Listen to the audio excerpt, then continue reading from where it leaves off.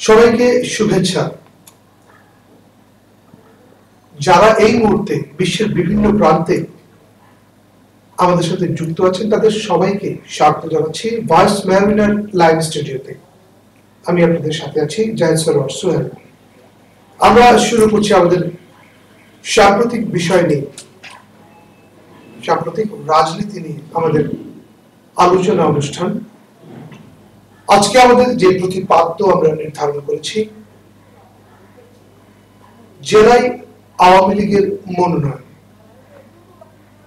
আপনারা নিশ্চয়ই জানেন যে বাংলাদেশ আওয়ামী লীগ 298টি আসনে তাদের প্রার্থী মনোনীত করেছে।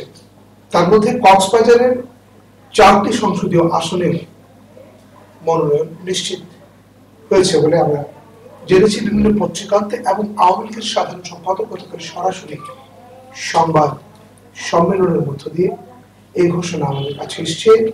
আর এই মনোনয়ন যুদ্ধে যারা টিকিট পেয়েছেন কক্সবাজার 4টি আসন থেকে, টেকনাফ উখিয়া থেকে আব্দুর রহমান পদি, কক্সবাজার সদর ও রামু থেকে মনোনয়ন পেয়েছেন কানিজ ফাতেমা মুস্তাক, মহেশখালী কুতুবদিয়া সংসদীয় আসন থেকে মনোনয়ন পেয়েছেন আশিকুল্লাহ, এবং সর্বোপরি চকরিয়া ও পেকো আসন থেকে মনোনয়ন পেয়েছেন জাফর আলম।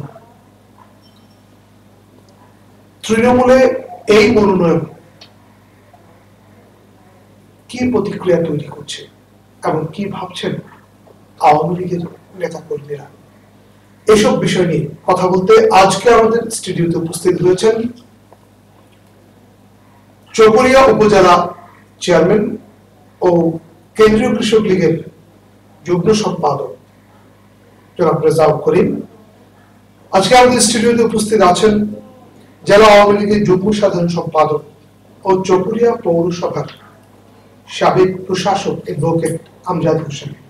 আপনাদের দুজনকে আমাদের স্টুডিওতে আসার জন্য ধন্যবাদ জানাচ্ছি।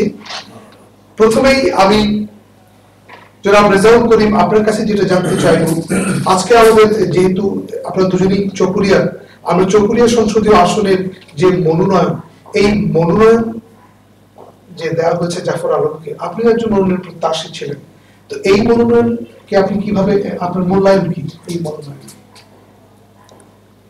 ধন্যবাদ কক্সবাজারের সর্বপ্রথম অনলাইন টেলিভিশন ভয়েস মেরিনাকে। আমিও সর্বপ্রথম সৌভাগ্যবান হিসেবে এখানে আমাকে দাওয়াত দিয়ে জাতির এই ক্রান্তিকালে একটা গুরুত্বপূর্ণ টপিকস বিষয় নিয়ে আমাকে আলোচনায় সম্পৃক্ত করার জন্য। আমি মনোনয়নের ব্যাপারে আমার যে বক্তব্যটা, আওয়ামী লীগ বাংলাদেশের রাজনীতিতে একটি ঐতিহ্যবাহী সংগঠন, অনেক পুরাতন সংগঠন। আওয়ামী লীগ জাতীয় জীবনের অনেক গুরুত্বপূর্ণ মানুষের দাবি আদায়ের আত্মত্যাগ করেছে, অনেক ইতিহাস তৈরি করেছে। সেরকম একটি বিশাল দলে মনোনয়ন চাওয়ার জন্য অগণিত উপযুক্ত প্রার্থী আছে। সেখানে আমিও হয়তোবা সে আশা থেকে মনোনয়ন চেয়েছিলাম। তবে আমি এটুকু বিশ্বাস করি, মনোনয়ন দেওয়ার বিষয়টি দলের কেন্দ্রীয় পর্যায়ে নমিনেশন বোর্ড সেটা চূড়ান্ত করেন। মাননীয় আওয়ামী লীগের সভানেত্রী, যার স্বাক্ষরযুক্ত হয়ে যেটা চূড়ান্ত হয়, সেই জায়গায় আমি অবশ্যই মনে করি যে নেত্রী এবং নমিনেশন বোর্ড যে বিবেচনায় চকরিয়াতে মনোনয়ন দিয়েছেন জাফর আলমকে, সেটা দলের সিদ্ধান্ত অবশ্যই বিবেচনায় শ্রেষ্ঠ। আমি আমার পক্ষ থেকে যে দলের সিদ্ধান্তকে আমি স্বাগত জানাই। আমার যেটা বলার আছে সেটা হলো, যেহেতু রাজনৈতিক অঙ্গনে দীর্ঘদিন কাজ করে জনগণের কাছে নির্বাচনের জন্য একবার গিয়েছিলাম উপজেলা ইলেকশনে, সেখানে বিপুল সাড়া পেয়েছিলাম জনগণের। এবং আমার বোধহয় যে রাজনৈতিক জীবনের সাফল্যের একটি দিক হয়ে থাকবে সারা জীবন, সেটা হলো যে নির্বাচনে বিনা পয়সায় একজন প্রকৃত রাজনৈতিক কর্মী বিজয়ী হওয়া যায়, সেটা আমি প্রমাণ করতে সক্ষম হয়েছিলাম। এখনো আমার বিশ্বাস যে আমি যেভাবে একজন রাজনীতিবিদ হিসাবে নিজেকে মানুষের কাছে চিরদিন ধরে রাখার যে প্র্যাকটিসটা আমি করেছি। তো এখানে আমি আপনার কাছে যেটা জানতে চাই যে আপনি 90 সরেছেন বিধানসভার ছাত্র নেতা ছিলেন, ছাত্র নেতা থেকে আপনি আজকে এই পর্যায়ে এসেছেন, চকরিয়া উপজেলার চেয়ারম্যান হয়েছেন। তো আর অন্যদিকে যিনি মনোনয়ন পেয়েছেন তার রাজনৈতিক যে সম্পৃক্ততা খুব বেশি দিনের নয়, তাহলে এখানে কি প্রতিভাত হচ্ছে যে দীর্ঘদিনের রাজনৈতিক অভিজ্ঞতা নাকি ভোট করবার যোগ্যতা, কোনটি বেশি মূল্যায়িত হয়েছে বলে আপনি মনে করছেন? আমার যেটা ধারণা সেটা বাংলাদেশের রাজনৈতিক প্রেক্ষিত একটু পরিবর্তন হয়েছে। সাদা সিধা রাজনীতিবিদ যারা, স্বচ্ছ রাজনীতিবিদ যারা, তাদেরকে দিয়ে অনেক কিছু মোকাবেলা করা সম্ভব হয় না, কিন্তু একটা বিশাল দলে তাদেরও কাজ আছে। এই মুহূর্তে রাজনৈতিক সেন্টিমেন্টটা অত্যন্ত সাংঘর্ষিক। আমার বিশ্বাস যে নেত্রী সেই দিক বিবেচনা করে আমার সাথে জাফরকে হয়তো সেখানে গুরুত্ব বিবেচনা নিয়েছেন। আমি সেটা আমার ভিতরে উপলব্ধি হয়েছে, কারণ আমি যে রাজনীতিটা প্র্যাকটিস করেছি, আমাদের রাজনীতিটা হলো শুধু আদর্শিক মতাদর্শ লড়াই, যুক্তি তর্ক, এগুলোকে আমরা গুরুত্ব দিয়ে কক্সবাজার কলেজের প্রাঙ্গণ থেকে সাধারণ গ্রামের মেঠোপথ পর্যন্ত যুক্তি তর্ক, স্বচ্ছতা, ব্যক্তিত্ব, এগুলো দিয়ে আমরা রাজনীতিতে এসেছি। কিন্তু বর্তমান সময়ে যে পরিস্থিতি যাচ্ছে, এখানে বোধহয় মনে করছে যে আমাদের দ্বারা এটা সম্ভব। আমি আপনার কাছে আবার ফিরে আসবো। জনাব অ্যাডভোকেট আমজাদ হোসেন, এই যে মনোনয়ন দেওয়া হয়েছে কক্সবাজারের 4টি আসনে, আমরা দেখতে পেয়েছি যে আজকে সকালবেলা রামু থেকে কক্সবাজারের যে প্রধান সড়কটি আছে সেখানে এর প্রতিবাদে কক্সবাজার সদর আসনে যে মনোনয়ন দেওয়া হয়েছে তার প্রতিবাদে এখানে কলা গাছ রোপণ করা হয়েছে। আপনারা জানেন যে কলা গাছ ইতিপূর্বে একটি প্রতিবাদের প্রতীক হিসেবে ব্যবহৃত হয়। তো এই যে মনোনয়ন, জেলায় যে 4টি আসনে মনোনয়ন দেওয়া আছে, এখানে তৃণমূলের নেতা কর্মীদের সমর্থন কিংবা তাদের যে ইচ্ছা আকাঙ্ক্ষার প্রতিফলন ঘটেছে কিনা? আপনি কি 4টি আসনের কথা বলছেন? 4টি আসনে বলছি। আমি বিশেষ করে চকরিয়ার কথা আপনাদের বলতে চাই। জননেত্রী শেখ হাসিনা বা সংসদীয় কমিটি জাফর আলমকে চকরিয়ার মনোনয়ন দিয়েছে। সেই বিশ্ববিদ্যালয়ের পড়ুয়া, সর্বোচ্চ ডিগ্রি যায়। তবে he is not product of Awami League. 1995 29 April February একটা বিশাল জনসমাবেশে জননেত্রী শেখ হাসিনা এই জাফর আলম, সালাউদ্দিন আহমেদ সিএপি, ওয়ারিসি সাদিকুর রহমান মরহুম, ওনারা আমার হাত ধরে আওয়ামী লীগে যোগদান করেন। তখন আমি আওয়ামী লীগের ওখানকার সাধারণ সম্পাদক ছিলাম। চকরিয়া উপজেলা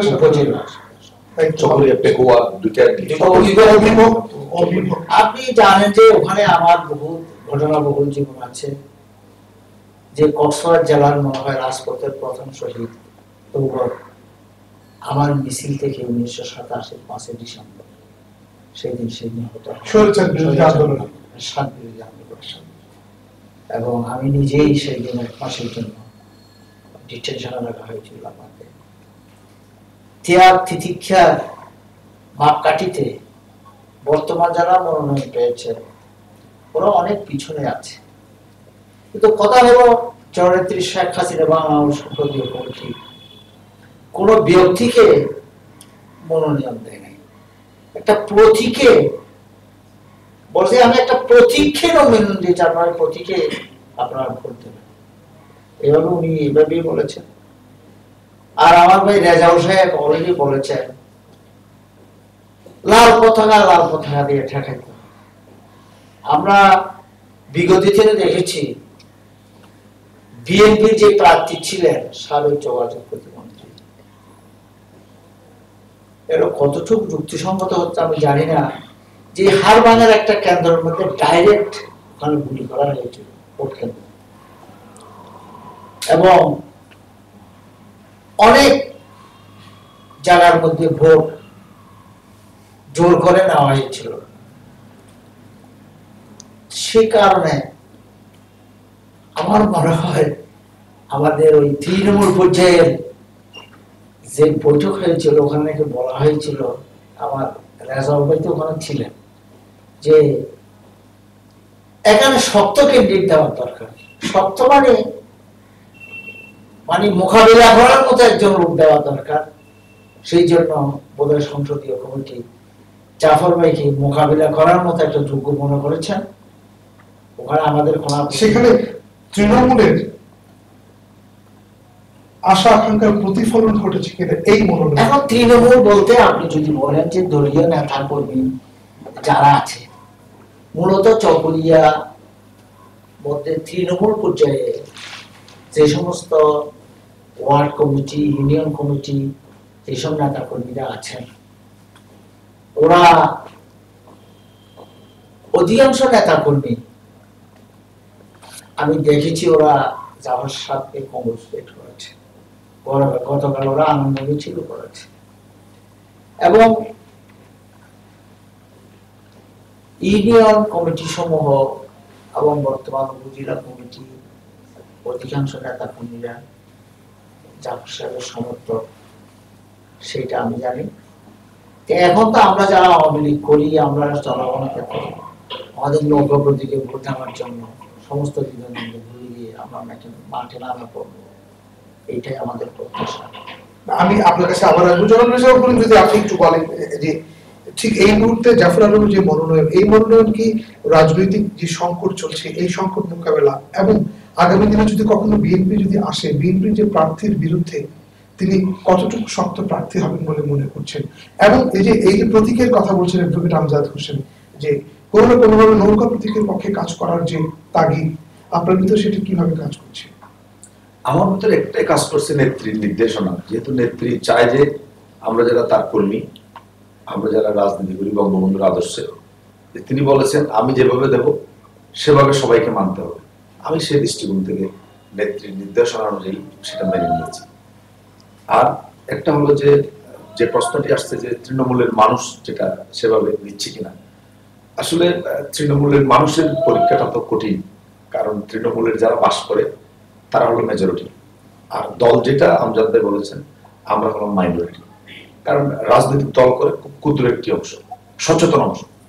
তো যাই হোক, এই ইদানিং যুগে সচেতন যে অংশটি আওয়ামী লীগ বা বিভিন্ন দল করে, তাদের মধ্যেও একটা ভিতরে এমন একটা বিষয় তৈরি হয়েছে যে সশস্ত্রভাবে এখানে রাজনৈতিক মাঠে ময়দানে মোকাবেলা করতে হবে, যে কারণে দলীয় নেতা কর্মীরা অনেকটা সেবকী। আপনার দুজনের আলোচনার বিষয়টা অন্যভাবে, অন্যদিকে আপনাদের জোরটা দেখছি যে আমরা সবসময় অন্য একটি জায়গায়, সেটি হচ্ছে কি রাজনৈতিক প্রতিপক্ষকে মোকাবেলা করার জন্যই জাফর আলমের মনোনয়নের কথা বলছেন। কিন্তু এখানে আবার আমজাদ হোসেন যেভাবে বলছেন যে তৃণমূলের লোকেরা, দলীয় নেতা কর্মীরা উল্লাস করেছে, মিষ্টি বিতরণ করেছে, তাহলে এখানে কি মনে করছেন না যে জাফর আলম এখানে একজন শুধুমাত্র যে রাজনৈতিক ভাবে মোকাবেলা করার জন্যই নয়, সে একটি রাজনৈতিক তার যে মিত্র তাদেরকে সাথে নিয়ে সে সকলকে মোকাবেলা করতে প্রস্তুত থাকবে, কিংবা তার সেই সক্ষমতা আছে? এটাই এখানে প্রশ্ন। একটা হলো যে নেত্রীর কাছে যে সংবাদটি গিয়েছে বা দেশের বর্তমান পরিস্থিতির উপর যেটা তিনি মনে করেছেন, জাফর সাহেবকে দিয়েই চকরিয়ার এই প্রবল শক্তিধর, যিনি যে শক্তির উৎস থেকে তিনি এমপি হয়েছেন আগের বিএনপি, এটাকে মোকাবেলা করাবেন নেত্রী মনে করেছেন। এবার পরীক্ষা হবে যে আসলে জনগণ, সাধারণ জনগণ যারা ভোটার, নিরপেক্ষ যারা ভোট দেবে, লেভেল প্লেইং ফিল্ডে যারা ভোট দেবে, ভোটাররা সেটাকে কিভাবে নিয়েছে সেটা দেখার বিষয়। সেটা এখন আমি বলতে পারবো না।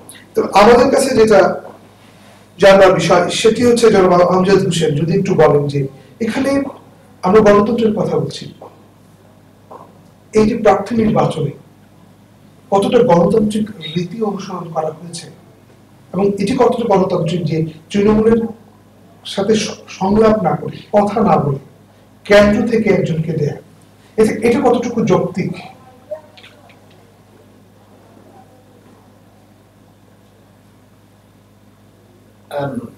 আপনার এই বক্তব্যটা যে তৃণমূল থেকে কোনো মতামত না নিয়ে মনোনয়নটা দেওয়া হয়েছে, সেই কথার সাথে আমি একমত হতে পারছি না।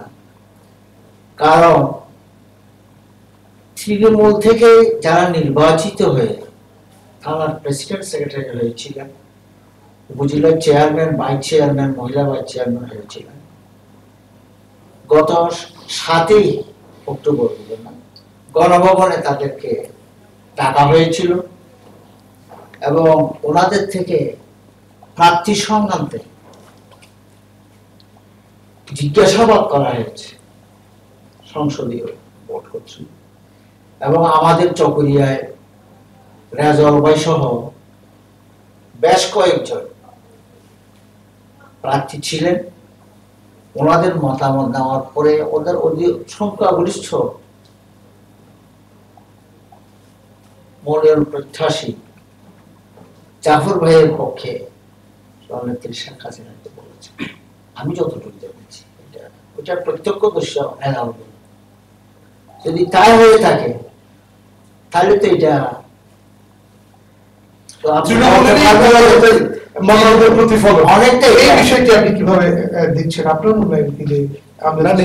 বিভিন্ন স্তরে বিভিন্ন সময়ে বিভিন্ন তৃণমূলের নেতা কর্মীদেরকে ডেকে নিয়ে গেছেন এবং উনি ওনাদের সাথে কথা বলেছেন। তখন কি বেশিরভাগ তৃণমূলের নেতা কর্মীরা জাফর আলম সাহেবকে সমর্থন, যেহেতু প্রকাশ হয় নাই নেত্রীর কাছে, যে গ্রামের উপজেলা ইউনিয়ন লেভেলে যাদেরকে ডেকে নিয়ে গেছিলেন, উনি ওনাদের গোপন একটা কাগজের মধ্যে ওনার নাম্বারিং করে নাম দিতে বলেছিলেন। সেই নামটা কিন্তু প্রকাশ হয়নি। তো নেত্রী যেহেতু ওই নাম প্রকাশ না করলেও মনোনয়ন দেওয়ার মধ্যে দিয়ে প্রমাণ হয় যে আওয়ামী লীগের কর্মীরা, ওখানে কোনো প্রকাশ্যে আলোচনা হয়নি। মানে যেই মতামত চেয়েছিলেন একটা ফরম্যাট দেওয়া হয়েছিল, সেই ফরম্যাটের নাম্বারিং, নাম, যোগ্যতা, তার নানা বিষয়গুলো উনি জেনে নিয়ে ওই ফরম্যাটগুলো আমার দপ্তরে নিয়ে উনি আবার যাচাই বাছাই করেছেন। তো বলেছেন যে এই তৃণমূলের সমর্থক যারা পেয়েছেন তাদেরকেই মূল্যায়ন করা হবে। তাহলে আমি মনে করি জাফর সাহেবকে দেওয়ার ভিতর দিয়ে ওই তৃণমূলে প্রমাণিত হয়েছে যে তৃণমূলে যে জাফর সাহেবের কথাই উচ্চারিত হয়েছে, আমরা দেখিনি। তবে আমি একটি কথা বলবেন যে এখানে মনোনয়ন প্রত্যাশীদের মধ্যে অনেক সময় হতাশা আমরা দেখতে পাচ্ছি, কিন্তু খুব কি আশার জায়গা চকরিয়া সংসদীয় আসনে আমরা দেখেছি যে এই 1975-এর পর আর কখনো আওয়ামী লীগ সেখানে জয়লাভ করেনি। তাহলে এবারও যে জয়লাভ করবে এমন কোনো সম্ভাবনা কি সেখানে ছিল? তাই আশার জায়গা যদি না থাকে তাহলে এত বেশি হতাশার জায়গা কেন? না, আমি একটা কথা বলি, 73-এর পর থেকে বলতো সেখানে কেউ বৃহত্তর পরিসরে জিততে পারেনি। আমি রাজনৈতিক কর্মী হিসেবে বৃহত্তর পরিসরে উপজেলা পরিষদে একটা বিজয় মোটামুটি অর্জন করেছে। আওয়ামী লীগ নেতা কর্মীরা এটা নিয়ে খুবই উৎফুল্ল ছিল, আনন্দিত ছিল সাধারণ কর্মীরা। এখন নির্বাচন দুটা দিক, একটা যদি বিরোধী দল না আসে তাহলে সাংবিধানিক কারণে একটা নির্বাচন সম্পন্ন করতে হবে। এটা কোনো কারো অভিযোগ দিলেও চলবে না, যেহেতু সংবিধান এটা রাইটলি বলে দিয়েছে যে নির্বাচন এত তারিখের মধ্যে করতে হবে। আর এত তারিখের মধ্যে করতে গিয়ে বিরোধী দলের যে দাবিগুলো, সেই দাবিগুলো হলোকে সম্পূর্ণ সংবিধানকে স্টপ করে দিতে হবে, ওনাদের দাবি মানতে হবে। কিন্তু সংবিধান তো স্টপ করার জিনিস না, সংবিধান তো চলমান একটা জিনিস গণতন্ত্রের স্বার্থে। তবে সেই জায়গায় কিন্তু এইভাবেই নির্বাচনটা হলে রেজাল্ট এক ধরনের আসবে। আবার যদি বিরোধী দল মাঠে নেমে, বা আমি মনে করি এখনো আমার বিশ্বাস যে বিরোধী দল গণতন্ত্রের প্রতি শ্রদ্ধাবোধ আছে বলে আমি বিশ্বাস করি, তারা নির্বাচনে আন্দোলনের স্বার্থ হলেও যে তত্ত্বাবধায়ক সরকার বাস্তবায়নের জন্য হলেও তারা নির্বাচনে আসবে। যদি বিরোধী দল নির্বাচনে আসে সেক্ষেত্রে ফলাফল কি হতে পারে? সেক্ষেত্রে ফলাফল তুমুল প্রতিযোগিতা হবে, তবে নিশ্চিত বিজয়, যেহেতু চকরিয়ার আসনটি সবসময় হেরে গেছে। তো এটা আমরা বিরোধী দল চলে আসলে কিন্তু খুব টাফ এবং অসাধারণ, এটা একটা ব্যাপক প্রতিযোগিতা হবে, যেখানে আমাদের নেতা কর্মীদের অত্যন্ত আন্তরিকতার সহিত। সেক্ষেত্রে আপনার ভূমিকা কি থাকবে? আমার ভূমিকা সারা জীবন, আমি 3বার নমিনেশন চেয়েছি এবার সহ। আমার রাজনৈতিক জীবনের ক্যারিয়ার দিয়ে নেত্রীর কাছে বারবার আমি আবেদন করে চিঠি লিখেছি এবং নিজে হাজির হয়েছি। আমি 3বারই, গত 2বারও আমি দলের সিদ্ধান্তে সবার অগ্রগামী ছিলাম। মানে সিদ্ধান্ত যখন আমি পাইনি সাথে সাথে এসে প্রার্থীকে নিয়ে মাঠে নেমেছি। এবারও ইনশাল্লাহ যদি চূড়ান্তভাবে বিরোধী দল নির্বাচনে আসে বা যে সময়টা যাচ্ছে এটা একটু অবজার্ভ করে, আমি যেহেতু একটা জনপ্রতিনিধি, একটা প্রশাসনের প্রধান, আমার কিছু বিধিবিধান সরকারি কিছু আছে, এগুলো সব দেখে আমাকে কি কি বর্জন করতে হবে, কি কি জিনিস আমাকে অ্যাভয়েড করে চলতে হবে, এগুলো রেখে আমি দলের সাথে দলের জন্য নির্বাচন করব। জনাব আমজাদ হোসেন, আমরা দেখতে পাচ্ছি যে গত কিছুদিন ধরে চকরিয়া খুব সহিংস প্রবণ হয়ে উঠছে। চকরিয়া গতকালও একটি যুবদল নেতার মৃত্যুকে কেন্দ্র করে মিছিল হয়েছে, ত্রিমুখী সংঘর্ষ হয়েছে, একজন পথচারী মারা গেছেন। আসলে সাম্প্রতিক সময় চকরিয়া কেন এত সহিংস প্রবণ হয়ে উঠছে বলে মনে করছেন? কেন আপনি তো জানেন কক্সবাজার জেলায় চকরিয়াই একমাত্র জায়গা যেখানে 80টি রাজনৈতিক দলের অস্তিত্ব আছে। এবং আমার মনে হয় উপজেলা লেভেলে, এখানে কি জেলা কমিটি আছে নাকি উপজেলা কমিটি? না না, ওখানে উপজেলা লেভেলে, তো যেগুলো জেলা কমিটি নেই ওগুলো জেলা কমিটিও নেই। আপনার এখানে উত্তপ্ততা সবসময় ছিল। স্বৈরাচার বিরোধী আন্দোলন, এরশাদ বিরোধী আন্দোলনের সময় তো এখানে উত্তপ্ত ছিল। এর আগেও আমরা ধারাবাহিক আন্দোলন সংগ্রামে চকরিয়া সবসময় অগ্রগামী ছিল। কিন্তু সাম্প্রতিককালে আমার মনে হচ্ছে এই বিষয়গুলো একটা মহল বিশেষ ইচ্ছাকৃতভাবে করাচ্ছে। আপনি দেখেছেন যে গত কয়েকদিন আগে জাফর আলম আমাদের প্রার্থী সহ 74 জনের বিরুদ্ধে মিজান হত্যা মামলা দায়ের করা হয়েছে এবং পরবর্তী পর্যায়ে যদিও এই হালিম যে গতকাল জানাজা হলো এবং যার প্রেক্ষিতে আরেকটা হালিমকে কিন্তু ইনজিউর হওয়ার পরে যে কোনো কারণে ডুলাহাজারা খ্রিস্টান নগরে হাসপাতালে নেওয়া হয়েছিল এবং সে হাসপাতালে মারা গেছে। যদিও টেলিভিশন ব্রাইডলাইনে বলা হচ্ছে তাকে পুলিশ হেফাজতে মারা গেছে, হাসপাতালে মারা গেছে।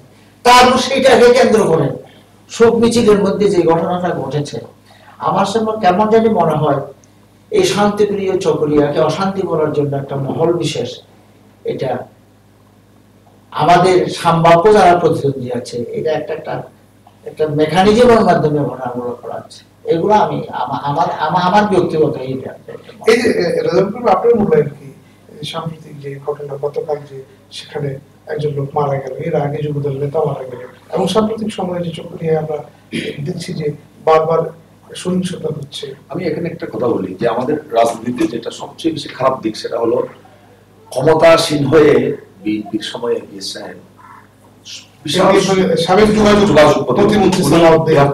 সহায় সম্পদের মালিক হয়েছে। এই সম্পদগুলো কিন্তু তিনি অন্যায়ভাবে একটা গোষ্ঠী তৈরি করে সন্ত্রাসী গোষ্ঠী দিয়ে এই সম্পদগুলোর মালিকানা তিনি নিয়েছেন এবং পরবর্তী দিনে অফিসে বৈধ করেছেন অনেক কিছু। এখন এই সম্পদ আবার তার ক্ষমতার কারণে সে কিন্তু বেপরোয়া আচরণ করেছে চকরিয়াতে। রাজনীতির যেটা দীর্ঘদিনের একটা কালচার ছিল সেটা নষ্ট করে দিয়েছে। তারপর থেকে তার বিরুদ্ধে রাজনীতি কিভাবে করতে হবে সেই একটা মেন্টালিটি গ্রো করেছে চকরিয়াতে। এই কারণেই তার এই আচরণের কারণে রাজনীতির টোটাল ধারণা টোটাল কালচারটা নষ্ট হয়ে এখন একটি প্রতিযোগিতা যে কাকে কে বেশি আঘাত করতে পারবে, সংঘর্ষ জড়িয়ে কাকে পরাজিত করতে পারবে, এই বিষয়টি রাজনীতির মধ্যে প্রবেশ করে ফেলেছে। যে কারণে আজকে একটির পর একটি ঘটনা হতে যাচ্ছে। কারণ বিএনপির একটা ছেলে হাসপাতালে মারা গেছে, তারা প্রতিবাদ করবে, সুগ্রেলি করবে, তারপর বাড়িতে চলে যাবে, মামলা করবে, যা করার করবে। কিন্তু বেপরোয়া গাড়ি ভাঙে চকরিয়ার জনজীবনকে যখন অচল করে দিয়েছে তখন স্বাভাবিক আইন শৃঙ্খলা বাহিনী সেখানে তার অবস্থান তৈরি নিয়েছে। তাহলে এই ঘটনার কারণে আরেকটা কোণ তৈরি হলো। আগেও কিন্তু আমি একটা স্টেটমেন্ট করেছিলাম উপজেলা চেয়ারম্যান হিসেবে, আপনারা দেখছেন যখন বিজিবি নিষেধ করছে 140, এখানে আপনারা আগাইবেন না, এখানে থাকেন। 144 লঙ্ঘন করার কারণেও কিন্তু ওখানে যদি বলেন যে এখানে দেখা যাচ্ছে যে এক পক্ষ দায়ী করছে যে বিএনপি দায়ী করছে যে পুলিশকে, আবার আরেকটি পক্ষ বলছে যে আওয়ামী লীগকে, ত্রিমুখী সংঘর্ষ। আসলে এটা কি খুব নিশ্চিত করে বলা যাবে যে কার গুলিতে পথচারী নিহত হয়েছে? এটা ইনভেস্টিগেশন হোক, যেহেতু হত্যাকাণ্ডের বিষয়ে কোনো কিছু আমরা এখানে বলাটা আমি সমীচীন মনে করি না। তবে রাজনীতিতে আমি যেটা বললাম ওটার থেকেই কিন্তু এই ঘটনাগুলো হচ্ছে।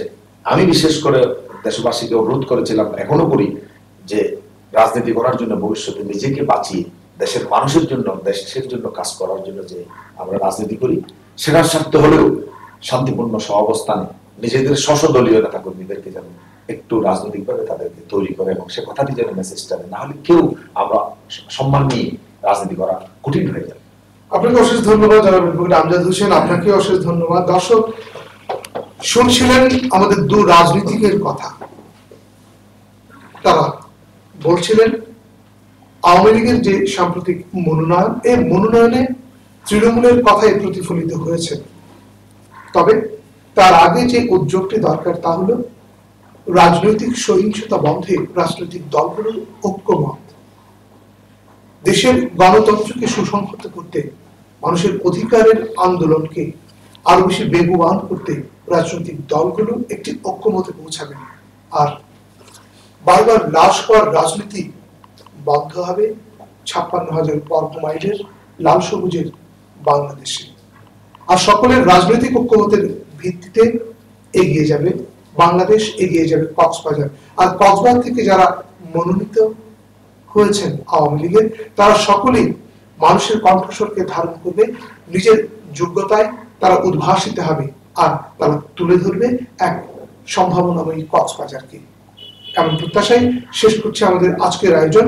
আর বিশ্বের যে কোনো প্রান্তে যে কোনো মুহূর্তে আমাদের সাথে যুক্ত হতে লগ ইন করুন www.voicemarina.com। এতক্ষণ সাথে থাকার ধন্যবাদ জানিয়ে শেষ করছে আমাদের আজকের আয়োজন। ধন্যবাদ।